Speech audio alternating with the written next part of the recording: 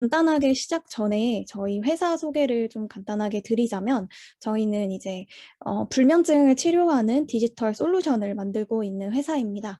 저희는 이제 불면이 이해되지 않는 세상, 되게 추상적이지만 그런 목표치를 향해 달려가고 있는 회사고요. 저희는 작년 10월부터 좀 본격적으로 앱 서비스를 시작을 해서 올해 2월에 2억 시드 투자를 받았고 응용뇌인지과학연구소나 한국과학표준연구원 지금 협력 업체로 계속 솔루션 개발을 진행을 하고 있습니다. 저희의 이 프로덕트 마켓 핏을 찾는 여정에 대한 이 이야기는 저희의 실제 MVP 테스트 과정을 기반해서 제가 여러 가지 또 공부하고 경험한 걸 토대로 좀 설명을 드리려고 하고요. 저희가 결론부터 말씀드리자면 저희도 아직 PMF는 찾지 못했습니다. 하지만 유의미한 MVP 테스트와 결과들을 통해서 현재 그 과정 중에 있다고는 확신을 할 수 있는데요.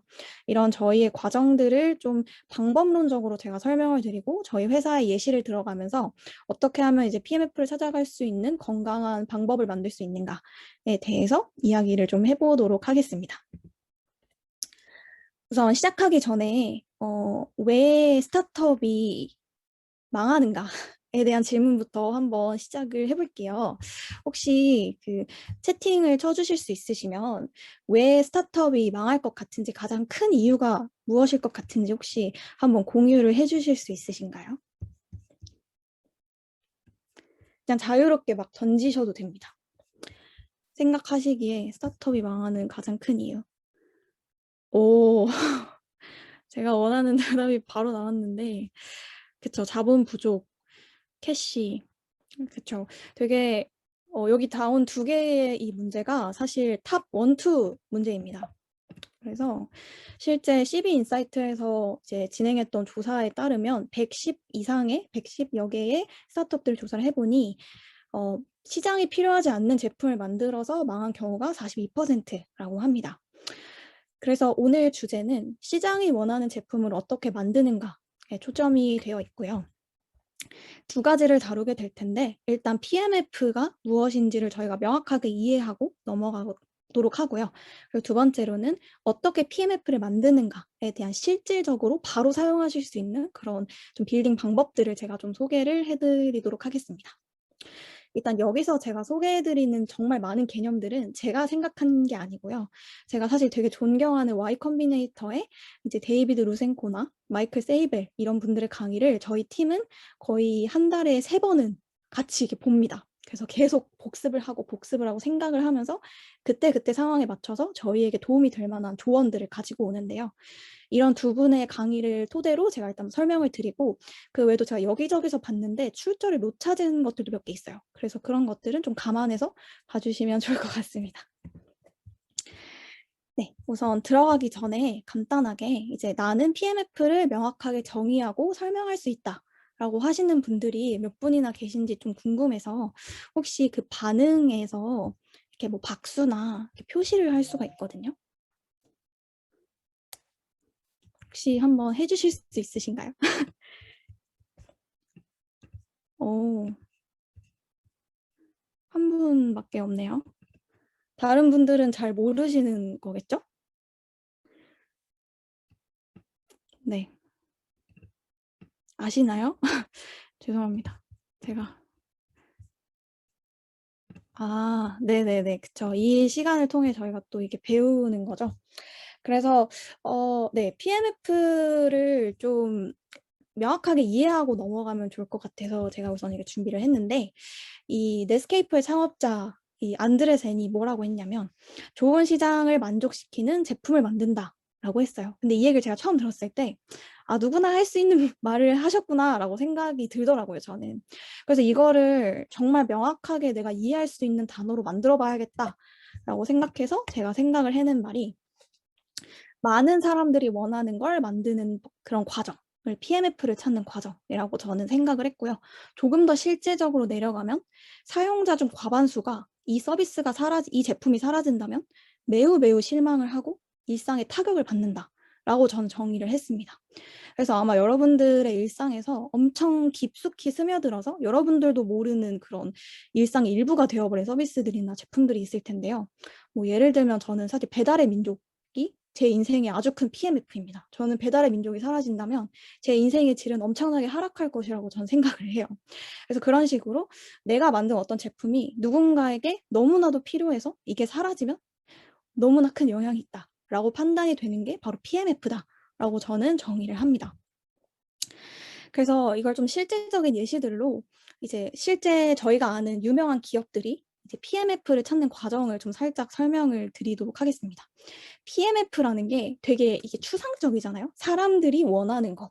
그래서 이걸 어떻게 기업들은 내가 PMF를 찾았다라고 확신을 하는가에 대한 관점으로 좀 세 가지 크게 분류를 한번 소개를 해드리도록 하겠습니다. 일단 첫 번째로 시장에서 즉각적인 반응이 오는 경우, 그런 서비스, 제품입니다. 우버의 첫 창업자가 뭐라고 했냐면 마케팅 예산을 아무것도 들이지 않았는데도 계속 성장을 했다. 사람들이 입소문으로 사람들이 계속 써서 관리가 입소문 자체가 관리가 안 됐다라고 이야기를 해서 아 이건 PMF다라고 이제 바로 확신을 했던 사례가 있고요. 또 이게 한 번에 확신을 하진 않았지만 점차적인 반응이 쌓이는 걸 보면서 이제 확신을 한 사례가 있습니다.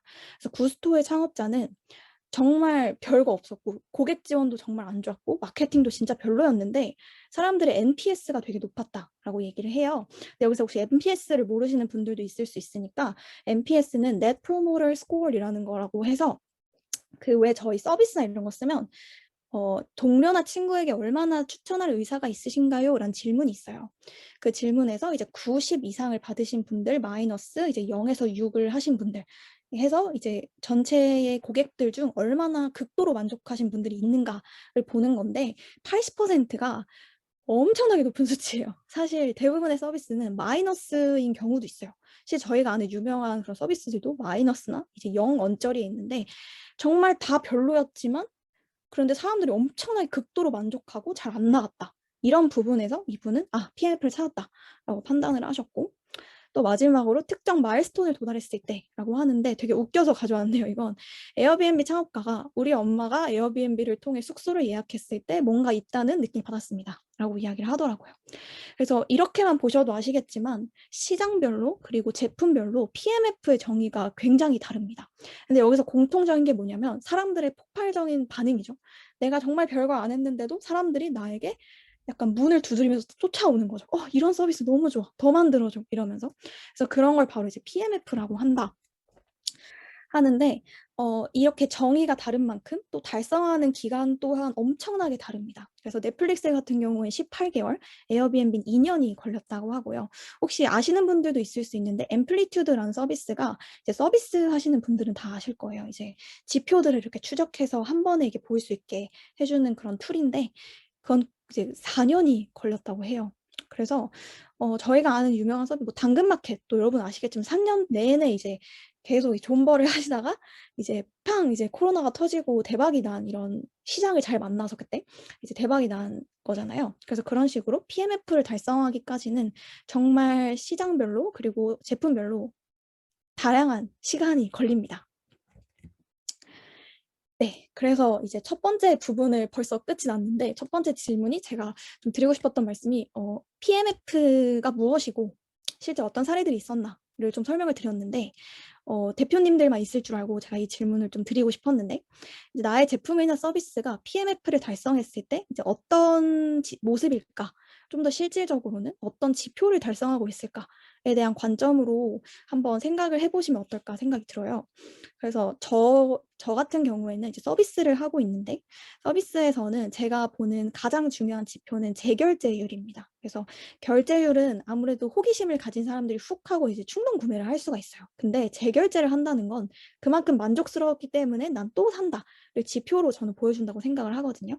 그래서 저는 네 그렇게 하고 예전에 제가 제품을 잠깐 한 적이 있었는데 그때는 저는 이제 일일 매출로 봤습니다. 그래서 사람들이 이걸 얼마나 사는가, 내가 마케팅 드린 거 대비 사람들이 얼마나 사는가를 좀 중점적으로 봤었어요. 그래서 이 질문을 끝으로 일단 첫 번째 섹션은 종료를 하도록 하겠습니다. 혹시 여기까지 들으시면서 뭔가 PMF의 개념에 대해 아직 뭐 확실하지 않거나 질문이 있으시면 좀 자유롭게 주셔도 좋을 것 같아요. 아니 뭐 끝나고 한 번에 해도 되니까 일단 계속 진행을 할게요. 그러면 제가 생각했을 때 이런 얘기는 정말 어디서도 해 주지 않는 것 같습니다. PMF를 어떻게 찾는가. 이건 정말 순전히 이론으로도 없고요. 제가 요 경험을 통해서 그리고 여러 군데서 검색을 하고 또 이제 찾으면서 저만의 방법론을 이렇게 만드는 건데 그렇기 때문에 모두에게 적용 가능한 솔루션은 아닐 수 있습니다. 근데 제가 이제 생각한 PMF를 만드는 과정은 이렇게 6개로 생각이 듭니다. 일단 시장의 가설을 만들고요. 이 가설에 대한 솔루션을 이 가설이 이제 문제에 대한 가설이겠죠? 그러면 이 문제를 해결할 솔루션을 내가 빠르게 만들어서 이제 빠르게 테스트를 해 보는 거예요, 소수에게. 근데 테스트를 해 봤더니 이게 진짜 사람들이 겪고 있는 문제고 이 가설에 대한 솔루션으로 좋은 것 같아.'라는 그런 결론이 나오면 MVP를 만들어서 이제 런칭을 합니다. 그리고 이 런칭 이후에 정량과 정성 지표를 계속 확인을 해서 내가 이 MVP가 성공했는가 실패했는가를 여부를 판단을 해요. 근데 이때 대부분 실패합니다. 한 99% 실패를 하세요. 제가 그랬고요. 그래서 실패를 했다면 이제 1 번으로 돌아간다라고 하는데 앞서 제가 잠깐 보여드렸던 그 폴이라는 그 사람이 이걸 최소 27 번을 반복을 하게 된대요, PMF를 찾기까지. 그래서 얼마나 이걸 빠르게 반복하냐에 따라 얼마나 빠르게 이제 PMF를 찾을 수 있는가에 대한 이야기가 될 것 같아요. 그래서 이 과정 하나하나를 제가 실제 저희 서비스가 했던 그런 MVP 테스트를 예시로 들어서 한번 소개를 해 드리도록 하겠습니다. 일단 시장 가설을 수립을 하는데 너무 중요한 게 고객들과의 이야기를 나누고 고객들과의 대화에서 그런 힌트를 찾으셔야 돼요.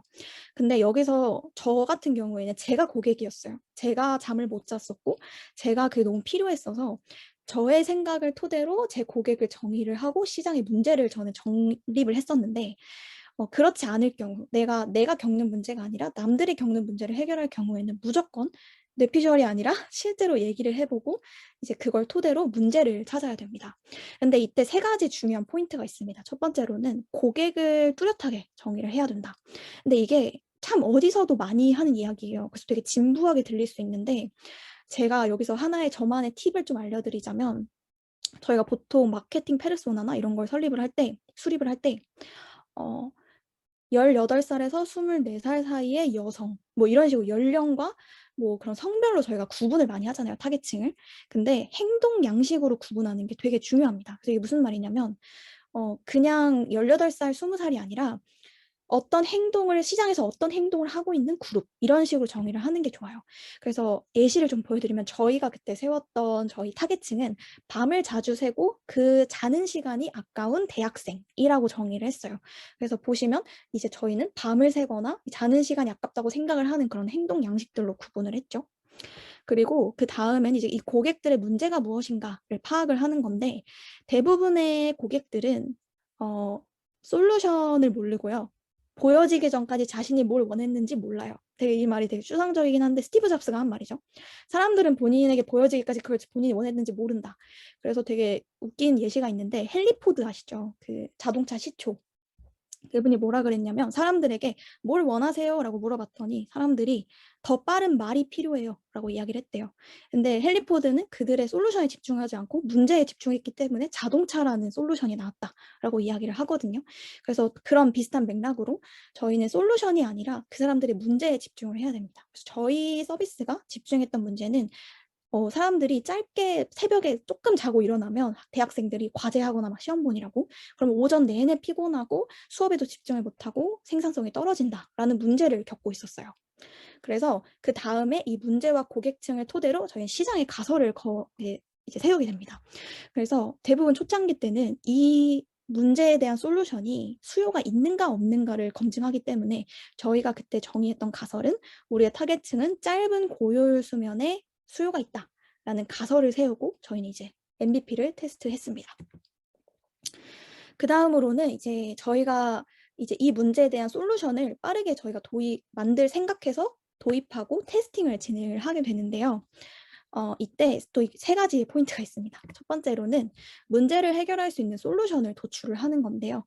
이때 저희가 생각한 저희의 솔루션은 수면 유도 효과가 있는 소리를 제공을 해서 재운다. 고효율 수면을 제공한다.가 저희의 솔루션이었어요. 근데 이건 저희 경험을 토대로 말씀을 드리는 건데 같이 솔루션을 도출하는 팀원들과 솔루션을 공유하지 않고 각자 생각을 하고 각자의 논리대로 그 솔루션을 아이데이션해서 발표를 하는 형식이 정말 좋습니다. 왜냐면 다 같이 있는 자리에서 브레인스토밍을 하게 되면 꼭 하나가 되게 돋보여요. 그러면 모두가 그 같은 솔루션을 가지고 오거든요. 그래서 그렇게 되면 다양한 이제 아이디어들이 나오기 되게 어렵더라고요. 그래서 각자 생각을 하고 그걸 발표하는 아이디어 마켓 방식으로 하는 걸 좀 추천을 드려요. 그다음에 개발까지 하긴 되게 힘드니까 피그마나 XD 같은 그런 프로토타입 툴을 사용해서 빠르게 이걸 개발을 해서 제공을 해봅니다. 근데 이때 저희는 이제 하루 만에 반나절 만에 프로토타입을 완성을 했었고 이때 저희는 타겟층이 아니어도 돼요. 이 UX 테스팅은 타겟층이 아니고 일반 사람이어도 돼서 이렇게 가서 이렇게 보여줍니다. 우리 서비스 이렇게 보여주고 한번 써보세요라고 한 다음에 그 사람들이 어떻게 저희 이 프로토타입에서 움직이는지를 관찰을 하게 됩니다. 그러면 아주 크리티컬한 그런 UX 문제들이 몇 개 나와요. 근데 이게 처음에는 저도 내가 모든 경우의 수를 생각하고 있고 이게 당연히 문제가 없을 거야 라고 생각하고 개발까지 가지만 개발 이후에 보면 너무 황당했던 생각도 못했던 그런 핏폴이 많더라고요. 문제들이. 그래서 꼭 먼저 UX 테스팅을 진행을 해서 사람들이 어떤 부분에서 어려워하고 이런 걸 미리 파악을 하고 그걸 개선한 다음에 MVP를 만드는 것을 좀 추천을 드립니다. 이제 그 다음에 MVP에 대한 이야기인데요. MVP를 개발하고 런칭할 때 아주 중요한 게 뭐냐면 성공의 기준을 미리 세우고 시작을 해야 됩니다. 그래서 이 성공의 기준이 정확하게 얘기하면 몇 명이 얼마의 기간 동안 어떤 결과를 나에게 보여주면 이 수요는 있는 것이다. 라고 이제 결정을 내리게 되는 거죠. 근데 성공 기준은 한번 수립하면 최대한 바꾸지 않는 것이 좋습니다. 왜냐면 어쩔 수 없게 사람이 결과가 나오면 좀 나의 입맛에 맞게 바꾸려고 하는데 이게 정말 무의식 중에 일어나더라고요. 그래서 그 MVP가 런칭되기 전에 미리 이제 성공 기준을 세우고 그거를 절대 바꾸지 않는 것을 좀 저는 고수를 하는 편입니다. 그래서 저희 앱 같은 경우에는 런칭을 하고 한 1000명 정도가 2주 동안 재결제율 5%가 넘으면 시장 검증을 성공한 거다. 라고 우리가 얘기를 하자라고 저희끼리 내부 기준을 세웠어요. 그리고 이제 런칭을 준비를 했었는데 간단하게 저희는 랜딩 페이지를 개발을 했고 사전 예약자를 받았습니다. 이때 저희가 했던 사전 예약 이벤트가 바이럴을 타가지고 한 1300명 정도가 모였어요. 그래서 저희가 필요했던 이 1000명이 딱 이제 모여서 런칭을 이제 하게 됐습니다. 그 다음에 정량과 정성 지표를 확인해서 아까 세웠던 성공 기준에 부합했는지 안 부합했는지를 이제 확인을 하게 되는데요. 저희 같은 경우에는 일주일도 안 되는 기간 내에 재결제율이 18%를 달성했어요. 그래서 저희가 처음 생각한 것보다 너무 높게 나와서 처음에는 이게 버프겠구나. 런칭 버프다. 좀 기다려야 된다. 그래서 조금 더 저희 스스로에게 어려운 조건들을 막 부여를 하면서 되게 최악의 조건의 상황에서도 이게 사람들이 계속 사면 그게 맞는 거다라고 얘기를 했는데 2주, 3주가 지나도 재결제율 떨어지지 않았고 계속 유지가 되는 걸 보면서 이거는 수요가 있다라고 판단을 하게 됐고요. 그 다음에 수요가 있다 아니면 없다라고 판단이 되면 그 이유를 찾아야 됩니다. 근데 그 이유를 우리 내부적으로 찾으려고 하면 뇌피셜 이야기밖에 안 돼요. 그래서 꼭 고객분들께 그걸 물어봐야 돼요. 예를 들어 재결제율을 한 사람들에게는 왜 재결제율을 했는가? 재결제율을 안 한 사람들에게는 왜 안 했는가를 꼭 물어보셔야 되고요. 이걸 물어보려면 미리 사전에 그분들의 연락처를 알아야겠죠. 근데 이게 되게 중요해요. 왜냐면 저희가 옛날에 했던 테스트에서 연락처를 안 받아놓은 거예요. 그래가지고 아무리 연락을 하고 싶어도 연락할 방법이 없었습니다. 그래서 그때 되게 낭패를 봤었는데 그런 식으로 꼭 이제 정성 인터뷰를 통해서 이 Y를 찾으시길 바라고요. 또 이때 되게 중요한 게 타겟 고객층을 대상으로 해야 됩니다. 그래서 빠르게 구할 수 있는 사람들 데려다가 써보세요 하고 그냥 답변 바라는 거는 정말 진짜 문제나 진짜 그런 개선점을 찾을 수가 없어요. 그래서 꼭 타겟층을 하고 사람들이 제가 테스팅을 하면서 느꼈던 게 되게 친절해요. 되게 새로 스타트업 하니까 힘드시겠죠. 그러니까 좋은 이야기를 많이 해주시려고 하는데 오히려 그런 이야기들은 정말 크게 도움이 안 되고요. 내 서비스를 진짜 싫어했다. 내 서비스를 도했었는데 너무 아까워서 막 짜증을 낸다. 이런 사람들을 찾아가서 왜 그랬나요를 물어보는 게 정말 큰 도움이 됩니다. 그래서 어쨌든 지표로 정량을 테스트를 하시고 정성으로는 그 Y를 찾는 거 그거를 진행을 해보시면 좋고요. 저희는 이제 그때 4가지 매트릭스로 나눠서 뭐 예를 들어 지불을 해본 경험이 있는 헬스케어 제품에 지불을 해본 경험이 있는 사람, 그리고 수면에 대한 어려움이 있는 사람 없는 사람 이런 식으로 매트릭스에 나눠 가지고 타겟 유저들을 데려왔고 그 유저들을 테스팅한 결과들을 저희가 이렇게 공유를 했었습니다. 네. 이제 끝이 이제 네. 이 프로세스에 대한 이야기는 끝이고요. 제가 이제 끝나기 전에 좀 이 프로세스에 대해서 한 번 더 라스트 어드바이스를 좀 드리면 좋겠다 생각을 했는데, 앞서 말씀드렸지만 시장과 프로덕트의 특성상 방법론은 진짜 그냥 방법론일 뿐입니다. 이게 정답이 아니고요. 계속 바뀔 수가 있어요. 그래도 제가 한번 설명을 드렸던 이 프로세스는 한번 경험을 해 보시는 건 좀 추천을 드려요. 왜냐하면 한번 경험을 해 보면 사람들이 원하는 걸 만들지 않았을 때, 그리고 사람들이 원하는 걸 만들었을 때의 반응을 피부로 느낄 수 있습니다. 그래서 이런 방법론들을 잘 자신의 그런 시장과 프로덕트에 녹여서 한번 그 사이클을 경험을 해 보시면 PMF를 찾는 그 과정을 좀 빠르게 이해하실 수 있겠다 생각이 들고요.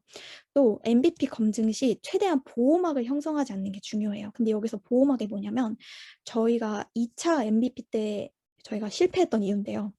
뭔가 서비스를 만들긴 했는데 '아 이 기능까지만 있으면 사람들이 덜 나갈 것 같아. 이 기능까지만 있으면 사람들이 더 좋아할 것 같아.' 이러면서 더 계속 기능을 추가하고 뭔가 UX 라이팅을 수정하고 뭐 그런 과정이 있었어요. 근데 그 본질을 한번 생각해 보니까 '사람들이 우리 걸 좋아하지 않으면 어떡하지? 수요가 검증되지 않으면 어떡하지?'라는 그런 두려움에 저희가 계속 그런 결정들을 내렸던 것 같아요.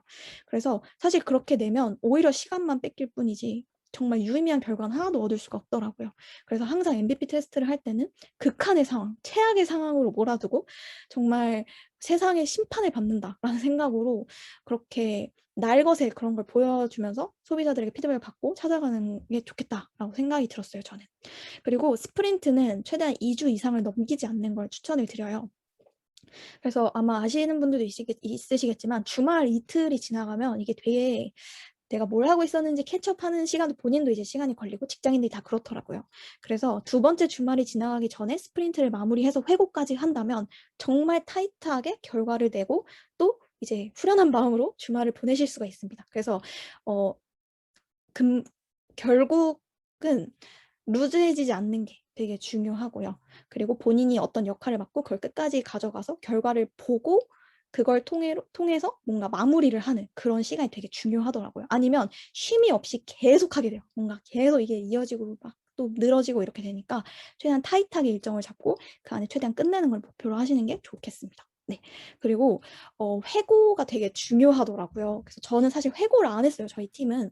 근데 한번 회고를 해 봤는데 이런 툴은 좀 별로였다." 막 이런 얘기를 되게 공통적으로 다 하는 거예요. 그래서 저희 그때 툴을 3개 이상을 쓰고 있었는데, 지라라는 혹시 소프트웨어 아실지 모르겠는데 되게 여러 툴을 쓰고 있었는데 불필요한 툴을 싹 없앴어요. 싹 없앴고 뭐 소통에 대해서도 그런 "이럴 때 이렇게 대화를 해 이렇게 소통을 해 주면 좀 더 편하겠다."라고 이야기를 나눴을 때 좀 더 빠르게 비효율을 좀 줄일 수 있었다라고 생각이 들고요. 마지막으로는 문서화가 되게 중요해요. 이제 2달만 지나도 내가 2달 전에 뭘 했는지가 정말 명확하게 숫자들이 기억이 안 날 때가 있어요. 근데 그러면 왜곡이 되게 마련이잖아요. 되게 상상 이상으로 되게 미화가 되더라고요. 그래서 그런 걸 문서를 잘 해 놓고 저희 팀 같은 경우에 새로운 사람이 들어오면 무조건 그 문서를 처음부터 끝까지 다 읽게 합니다. 그래서 그 사람들이 말로 설명을 열심히 해 주는 것보다 우리의 과정들을 글로 한번 쫙 읽고 온보딩을 하는 게 훨씬 더 효율적이고 저도 시간을 덜 뺐고 그들도 이제 좀 더 효율적으로 온보딩을 할 수 있다라고 이제 저희끼리 나름 규칙을 세워서 진행을 하고 있습니다. 그래서 여기까지가 저희 프로덕트 마켓 핏의 과정, 그리고 좀 네 제 경험들을 좀 설명을 드렸는데 시간이 벌써 25 분이 됐군요. 네. 그러면 궁금하신 거 있으시면 좀 지금 질문을 주시면 5분 동안 받도록 하겠습니다.